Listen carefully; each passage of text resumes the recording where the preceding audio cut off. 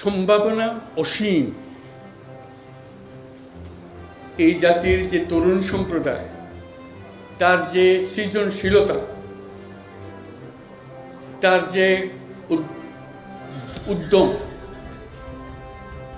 অন্য জাতির তুলনায় অনেক অনেক বেশি। এতটুকুন জায়গার মধ্যে আমরা 17 কোটি মানুষ থাকি।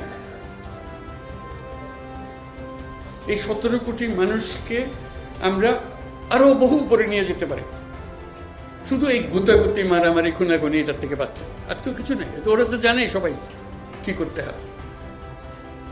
কাজে অন্যরা কি মনে করলো সেটা শীতে দুঃখ পাওয়ার চাইতে বড় কথা হলো বেঁচে এসছে।